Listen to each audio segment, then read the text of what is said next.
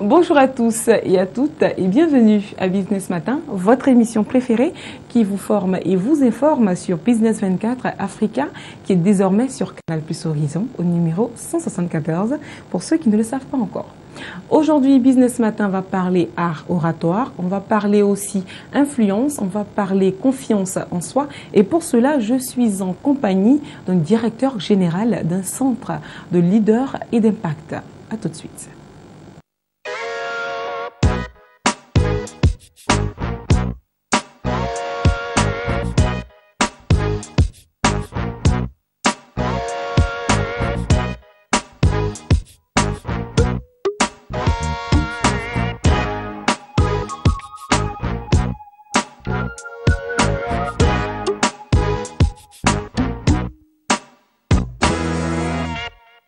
Je le disais tantôt, aujourd'hui dans Business Matin, nous allons parler art oratoire. Et pour ce faire, je ne suis pas seule, je suis en compagnie de Monsieur Nzi Narcisse, qui est lui-même directeur général du Centre international d'impact et leadership.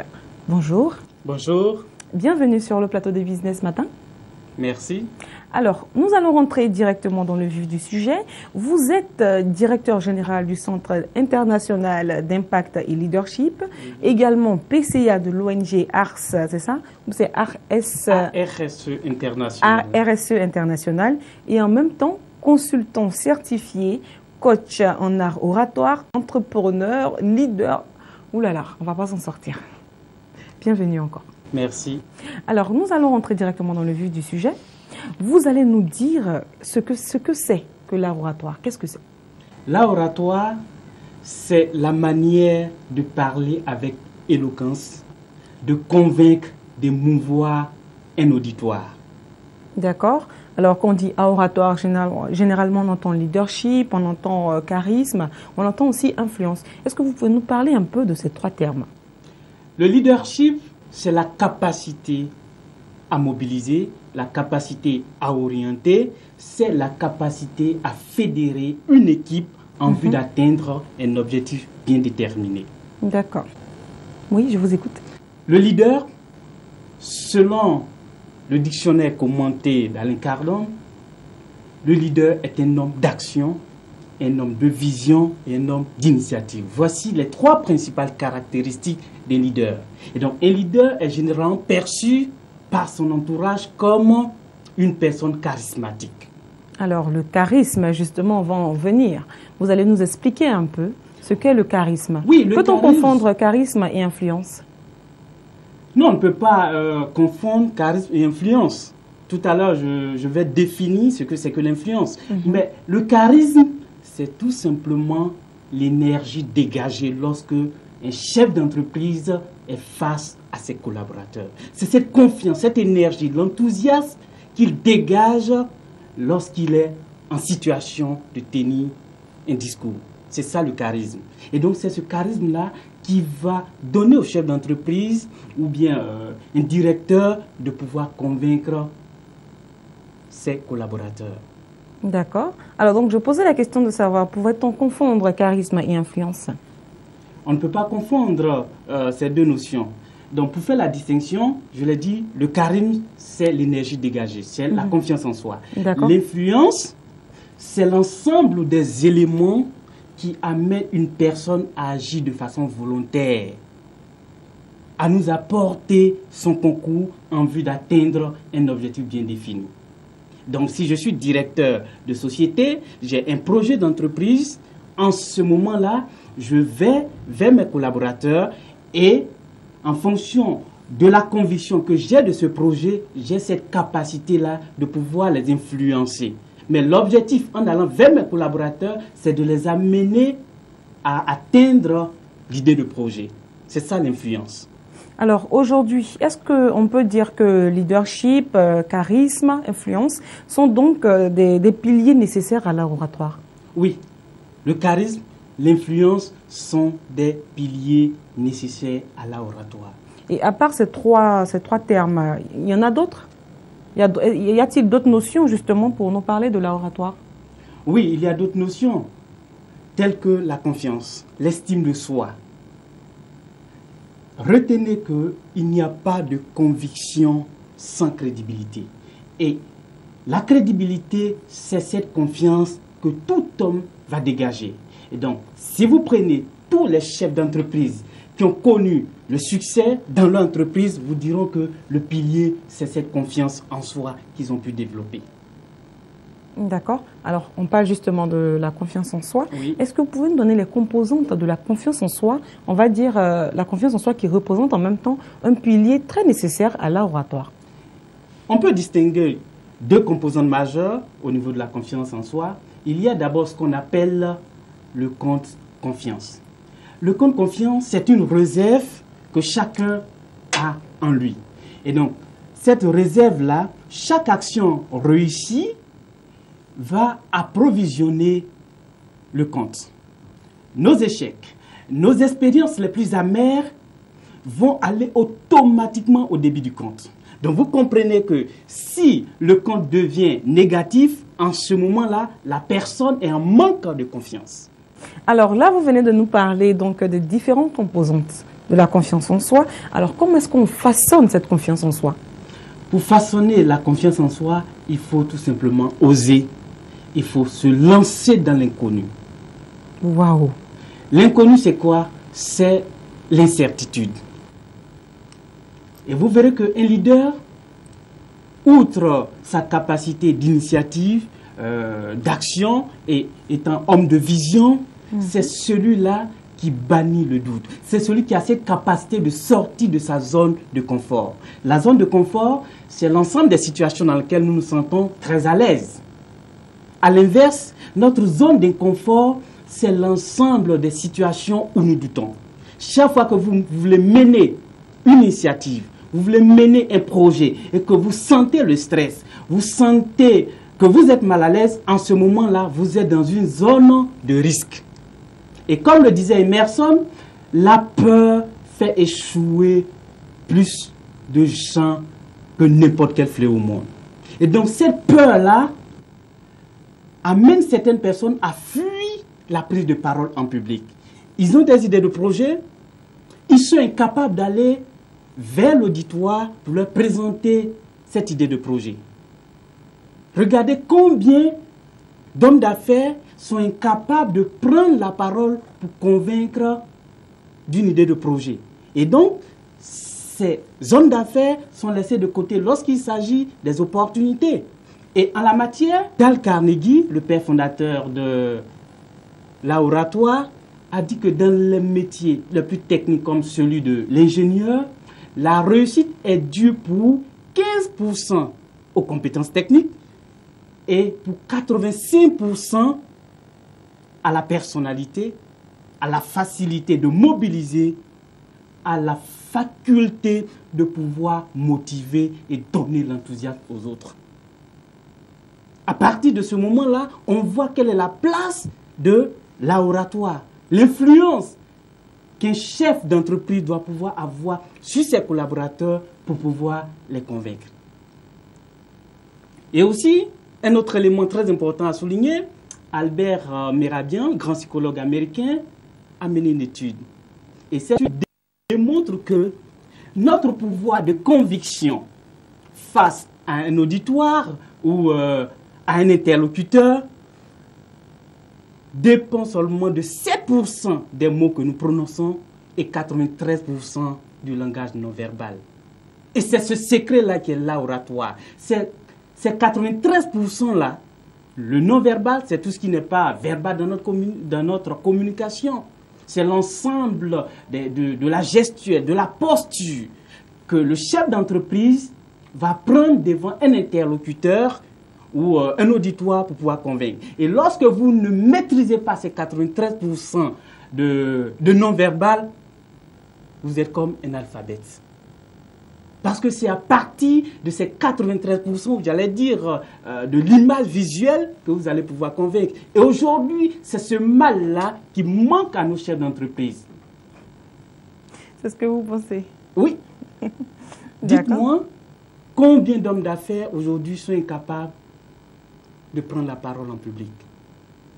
Combien de jeunes diplômés n'ont pas cette capacité de vendre un projet professionnel tout simplement à cause de la peur de défendre un projet professionnel. Voici le mal.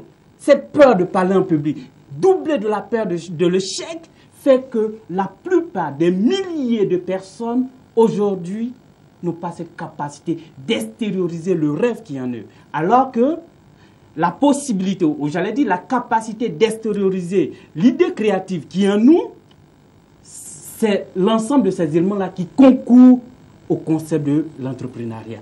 Et lorsque nous sommes en manque de confiance, parce que nous avons une basse estime de notre personnalité et que nous ne pouvons pas affronter le public, en ce moment-là, toute notre vie n'a pas pouvoir entreprendre ni extérioriser la vocation qui est en nous. Alors, tout à l'heure, quand vous nous avez parlé de laboratoire, vous avez parlé aussi d'inspirer confiance. Est-ce que vous pouvez me dire un peu comment inspirer confiance?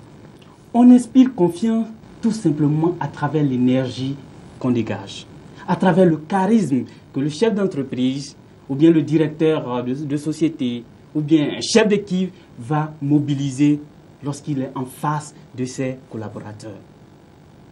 Quand vous êtes en manque de confiance, cela se perçoit automatiquement. D'accord. Parce que, il faut le dire, lorsque vous êtes soit dans une réunion ou bien devant votre auditoire, l'auditoire va se faire une représentation de votre personnalité. Dès que vous franchissez le seuil de la salle de conférence, automatiquement, tous ceux qui vous attendent ont une idée de votre personnalité. À travers la démarche. À travers la démarche, la posture, à travers votre manière de vous asseoir, à travers certains nombres de tics qu'on aura l'occasion de développer lors de nos prochaines émissions. Et donc, c'est l'ensemble de ces éléments-là que le chef d'entreprise doit pouvoir contrôler. Parce que lorsqu'on contrôle ces différents éléments-là, on a facilement la possibilité de pouvoir convaincre. Alors, quand on contrôle justement ces émotions, on va donc dire qu'on fait du cinéma. C'est peut-être pas vrai. Non, on ne fait pas du cinéma. C'est véritablement un art. Je prends par exemple un exemple. Lorsque vous êtes devant l'auditoire ou bien le chef d'entreprise, on l'annonce, il doit venir faire un discours. Et dès qu'il arrive, il croise les mains. Automatiquement, celui qui connaît les 93% dont parle le grand psychologue Albert Mérabien, c'est automatiquement votre état intérieur. Il sait que ce geste-là ne reflète pas une certaine aisance au niveau du directeur général. Donc, vous voyez, du coup, le message que vous allez passer a moins de chances de pouvoir convaincre. Donc, en un mot, ce n'est pas véritablement du cinéma, mais c'est véritablement un art. C'est une technique, c'est une clé de voûte pour tous les chefs d'entreprise. Alors, nous sommes aujourd'hui en compagnie de M. Narcisse Nzi, qui est lui-même chef directeur général du Centre international d'impact et de leadership. Nous sommes sur ce plateau aujourd'hui pour vous parler de l'art oratoire, l'art qui va vous permettre donc de convaincre votre auditoire, de convaincre vous, chef d'entreprise, les personnes qui travaillent, on va dire vos collaborateurs directs, lors de réunions ou de cérémonies, on va dire en votre présence, au cas où vous devrez justement prendre la parole. Donc aujourd'hui, il faut vraiment suivre Business Matin. Alors, Monsieur Nzi, on va donc passer à l'une des questions que j'ai à vous poser aujourd'hui. Alors, en quoi est-ce que l'art oratoire, justement, peut forger le leader? L'art oratoire a cette capacité de développer la confiance en soi. Or, cette confiance en toi, c'est la clé de succès de toute ordre d'affaires. L'art oratoire vous amène automatiquement à être un leader. Un leader, c'est celui qui bannit le doute, qui bannit le vocable impossibilité et met dans tout projet d'entreprise. Alors que l'art oratoire va vous permettre de pouvoir briser votre peur de l'échec. Lorsque vous venez face à un auditoire, vous avez le trac, vous avez le stress qui vous ténaille, vous avez cette peur-là qui vous paralyse, qui inhibe en vous toute action. Et lorsque vous allez faire quotidiennement cet exercice de l'oratoire, d'affronter le public, en ce moment-là, vous développez vos capacités à être un leader inébranlable. L'oratoire aussi va vous permettre de sortir de votre carcan, de sortir de votre zone de confort et d'aller encore dans des zones inconnues pour rechercher des valeurs pour venir les mettre au service de votre entourage, au service de votre équipe. Parce que le leader, comme nous l'avons dit, c'est celui qui a l'esprit d'initiative. C'est lui qui va dans des zones d'incertitude, qui va dans des endroits inconnus, qui sort, comme on l'a dit, de sa zone de confort. Là où ses collaborateurs, ses subordonnés ne peuvent pas aller, lui, il prend le risque d'aller. Donc, il va puiser une idée nouvelle, il vient, il a les compétences nécessaires, il a la confiance nécessaire en ce projet que les autres ne maîtrisent pas. Donc, il y a un ensemble d'incertitudes dans ce nouveau projet. Mais la manière, la puissance, l'énergie, l'enthousiasme qu'il va mettre dans la démonstration de ce projet-là va faire qu'automatiquement ses collaborateurs vont l'accompagner dans la réalisation de ce projet. Donc vous comprenez l'importance de l'oratoire. Et donc cet oratoire-là est la clé de voûte de tous les grands hommes d'affaires. Ceux qui sont arrivés au sommet, qu'aujourd'hui nous envions, ce sont des gens qui ont connu les échecs. Et lorsque, je tiens à le signifier, lorsque vous allez vous entraîner à l'oratoire, vous allez connaître l'échec. Ça, je vous l'assure. Pas trop longtemps, hein, pas trop longtemps. Pas trop longtemps, effectivement. Mais c'est en fonction de notre volonté. C'est en fonction de notre volonté. Comme l'a dit un grand savant, William James, c'est la passion que nous allons mettre dans tout projet qui va nous permettre de connaître le succès. Donc, pour ceux qui veulent cultiver leur capacité de convaincre face à leurs auditeurs, face à leurs collaborateurs, c'est la volonté. Tout part de là. Et donc, cette volonté-là, cette passion-là, va faire que lorsque vous montez sur scène, ou bien vous venez devant vos collaborateurs, il y a le charisme, il y a l'énergie qui se dégage. Et vous voyez, vous êtes rayonnant. Vous parlez avec conviction de votre projet. Et en ce moment, tout le monde vous écoute avec admiration. Tout le monde a envie de vous accompagner. Ils diront, mais DG, allons-y, rapidement. Est-ce qu'on ne peut pas commencer le projet? Vous voyez, c'est ça un leader. C'est ça un chef d'entreprise. Il est impossible de vous dire jusqu'où peut vous amener l'oratoire. J'allais dire cette magie de pouvoir convaincre, de pouvoir émouvoir, de pouvoir influencer, mobiliser, d'amener les autres à la réalisation d'une vision, à la réalisation des rêves. C'est ça le leader, c'est ça la clé de voûte. Et je pense qu'aujourd'hui, pour ceux, j'allais dire, pour tous ceux qui prennent le temps de suivre cette émission, c'est une grâce de pouvoir percer ce secret-là.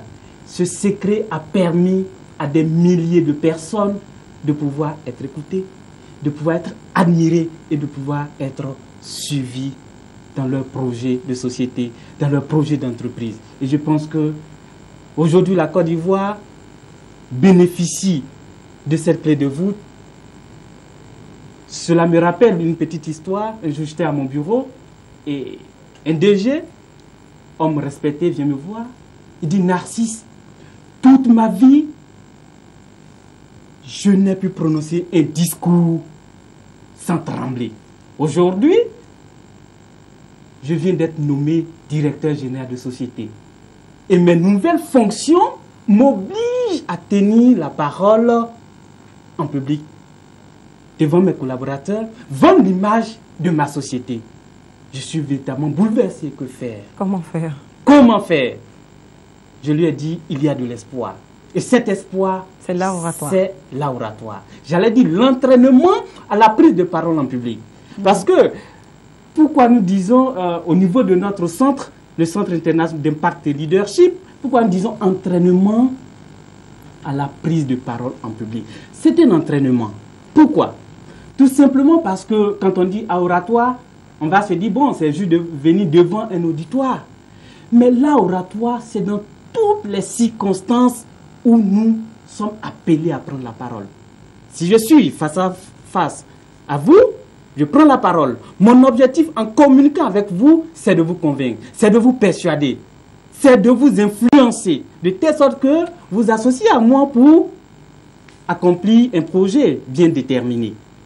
Donc, vous voyez que ce n'est pas forcément aller devant un auditoire de 100 ou bien 200 personnes. Mais quand vous allez, soit par exemple, vous êtes homme d'affaires, vous partez devant un banquier, vous avez votre projet bien rédigé, vous avez besoin de faire quoi? De convaincre ce banquier-là de telle sorte qu'il finance votre projet. Mais si vous n'avez pas cette capacité, cette confiance en soi de pouvoir l'influencer, il est bien évident que vous n'allez pas pouvoir bénéficier de votre financement. Donc, vous voyez que c'est pourquoi nous disons l'entraînement à la prise de parole en public. En un mot, si vous voulez être un leader, il vous faut cette clé de voûte qui est l'oratoire, la prise de parole en public. Merci beaucoup, Monsieur Narcisse Nzi, de votre présence sur notre plateau, qui, nous le rappelons, Monsieur Narcisse Nzi est le directeur général du Centre international d'impact et de leadership, également PCA de l'ONG ARSE International et aussi consultant certifié, coach en art oratoire, entrepreneur, leader et voilà. On ne va pas tout citer aujourd'hui. Alors, merci encore de votre présence sur notre plateau et merci pour toutes les informations que vous venez de nous donner. Alors, quant à vous, très chers téléspectateurs, j'espère que vous avez bien suivi ce numéro. Nous allons retrouver très prochainement Monsieur Narcisse Nzi, mais pour le moment, nous recevons Sylvestre Aferi dans le cadre d'Infotique, car Business Matin, c'est pas encore fini. À tout de suite.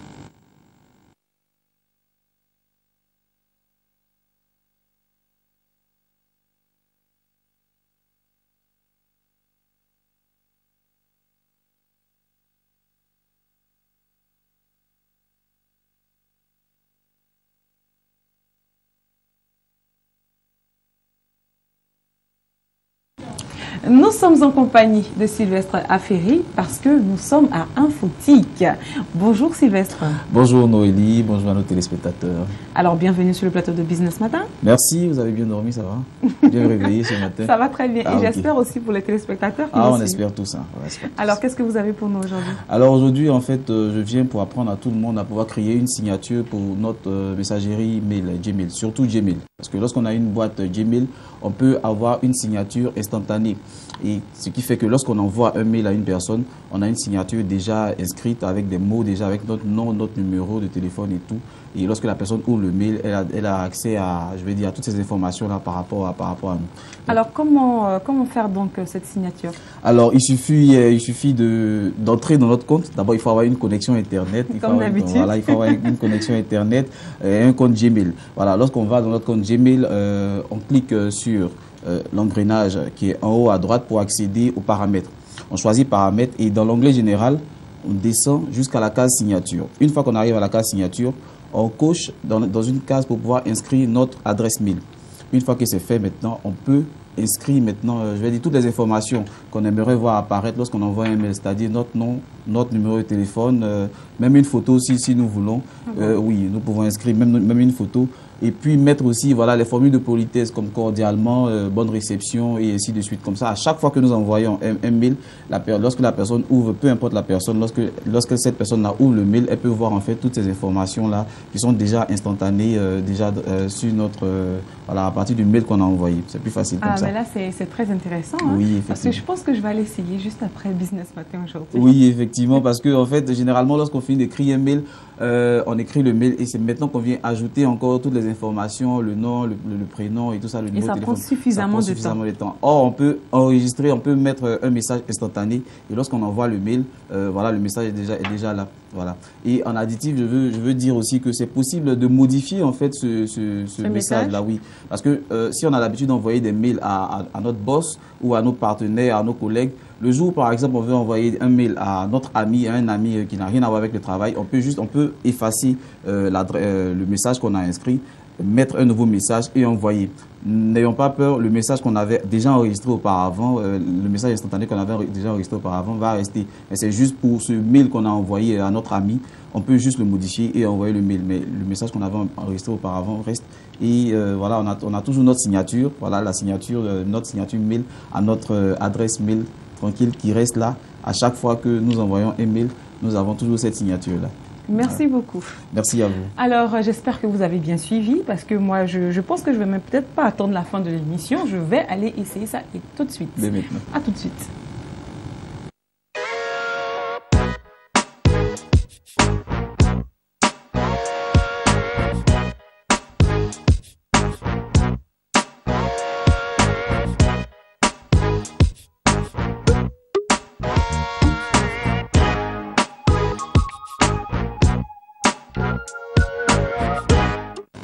Nous étions tout à l'heure en compagnie de Sylvestre Aferi qui nous a appris aujourd'hui à faire la signature lorsque vous envoyez un mail. Et maintenant, je suis en compagnie d'Alex Mokhtar dans le cadre de Panorama qui vient sur notre plateau aujourd'hui nous parler d'actions innovantes et novatrices en Afrique. Bonjour Alex. Bonjour à vous Noélie et comme j'ai l'habitude de dire bonjour à nos fidèles téléspectateurs qui sont toujours aussi nombreux et je l'espère nombreuses bien sûr à nous suivre sur Business 24 Africa dans le cadre donc de Business Matin. Vous insistez sur nombreuses. Ouais, bien sûr. Alors Alex Mokhtar, qu'est-ce que vous avez comme information pour nous aujourd'hui? Alors on va s'intéresser à un récent rapport donc publié par l'agence de notation Fitch, tout simplement l'agence londonienne donc qui attribue, on le sait, des indices donc aux différents pays pour témoigner des risques qu'ils représentent bien évidemment sur les différents marchés d'emprunt. Voilà, aujourd'hui donc Fitch, l'agence de notation donc Fitch, vient de produire un rapport qui concerne les banques subsahariennes. Alors quand on parle de banques subsahariennes, il faut bien le comprendre, il s'agit de toutes les banques qui sont situées bien sûr dans l'Afrique noire, alors hors Maghreb tout simplement. Alors donc cette agence vient de publier un rapport disant tout simplement que les banques subsahariennes devraient rester solides donc en dépit de la chute des cours des matières premières. À savoir que ces banques-là devraient voir tout simplement croître bien sûr leurs revenus. Voilà. Alors on a dit ici il y a quelques jours, lors d'un précédent rendez-vous, que certains pays étaient dépendants de la fluctuation du cours des matières premières sur les marchés. On avait pris l'exemple de pays producteurs de pétrole qui voyaient donc leur budget donc carrément baisser à cause de la baisse tout simplement des cours des matières premières. Il fallait trouver des ressources additionnelles donc pour compenser, je dirais, ce gap-là. Alors, aujourd'hui, Fitch vient de produire un rapport qui nous permet de comprendre tout simplement qu'en Afrique, ici, indépendamment donc de la baisse du cours des matières premières, le dynamisme du secteur privé en Afrique, bien sûr, subsaharienne, et bien sûr, les grands travaux dans différents pays, quand on parle de grands travaux, construction de ponts, d'industries, de routes. Comme ça a été le cas en Côte d'Ivoire. Bien évidemment. Sinon, comme c'est le cas en Côte d'Ivoire. Alors, tous ces grands travaux-là ont besoin de financement. Alors, les financements, on les obtient soit à l'international, bien évidemment, également sur le plan local. Alors, ces banques africaines-là qui financent de grands projets un peu partout sur le continent et dans les pays où ces banques-là sont installées, donc investissent de l'argent. Et bien évidemment, cela, ça a des taux bien évidemment avantageux pour ces banques-là. Alors, le dynamisme du secteur privé, l'augmentation du niveau de consommation des populations et l'augmentation du taux de près de ces banques-là aux populations, aux différentes entreprises qui souhaitent s'étendre ou mener de grands projets permettent donc à ces banques-là de voir petit à petit donc leurs bénéfices augmenter. Alors parlons donc du fait que ces banques-là aient résisté en tout cas à la baisse du coût des matières premières. On a un exemple qui est assez parlant, il s'agit de celui du Nigeria. La Banque du Nigeria. Des banques nigériennes tout simplement. On sait bien évidemment qu'au Nigeria, le Nigeria est à tout le monde le premier producteur de brut sur le continent. Alors on sait également que la baisse du coût du pétrole crée quelques problèmes là à ce pays-là tout simplement. Et on pourrait peut-être penser aux banques de ce pays-là. Alors que nenni, donc aujourd'hui on constate qu'au Nigeria, bien évidemment, les ménages nigérians, c'est-à-dire les populations au Nigeria, sont de plus en plus aux portes des banques donc pour demander des prêts. Par exemple, pour que les gens comprennent bien, au Nigeria, on a connu une augmentation de près de 25% d'une demande de prêt, tant des particuliers que des entreprises, rien qu'en 2014. Alors, c'est pas rien. Une augmentation de 25%, c'est vous dire à quel point tout va bien. Je veux dire, les investissements sont nombreux et que les gens sont plus dans l'entrepreneuriat et cherchent bien sûr à créer des richesses, tout simplement. Alors, cela nous permet de démontrer que parfois, les pays africains gagneraient, je dirais, bien évidemment, donc à investir, comme je le dis souvent, à diversifier leurs sources de revenus.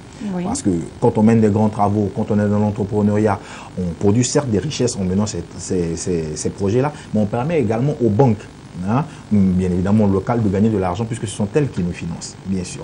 Alors, deuxième élément sur lequel je voudrais m'appesantir concernant ce rapport de Fitch, il s'agit bien sûr d'un indicateur qu'on appelle l'indicateur de risque macro-prudentiel, en abrégé MPI. Alors, c'est un indicateur qui permet tout simplement de juger du risque que représente un pays en termes d'investissement, en termes de prêts, bien évidemment. On va dire en termes bancaires. Voilà. Alors, si Noélie Asamoah est un pays, par exemple, que son indice est peut-être, je dis, 3, alors cela correspond à un risque, bien évidemment. Alors, quelle est donc l'échelle Voilà, on va prendre l'échelle déjà de 1 à 3. Hein, pour que vous compreniez très bien. Alors en Afrique, au sud subsaharienne tout simplement, on a dans la catégorie 3 par exemple des pays comme l'Angola, l'Éthiopie et le Ghana qui bien sûr ont un risque élevé.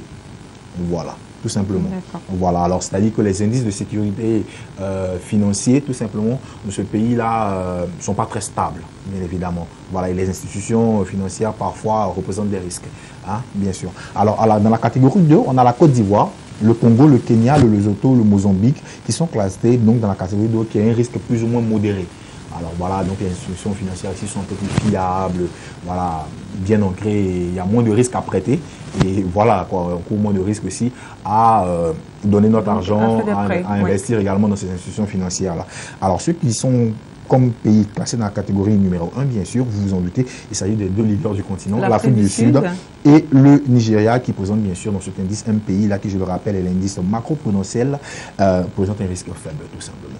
Merci beaucoup Alex et nous souhaitons très vivement que les pays donc, de catégorie 3 rejoignent très rapidement la catégorie 2 et ensuite la première catégorie, pourquoi pas. Tout à fait.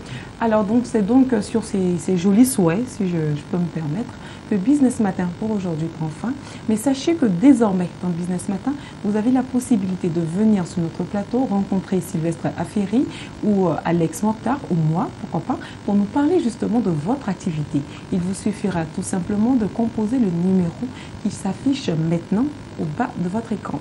Sinon, vous pouvez également nous suivre sur Canal au numéro 174, sur YouTube, vous tapez tout simplement Business Matin ou encore sur Abidjan.net, notre partenaire TIC.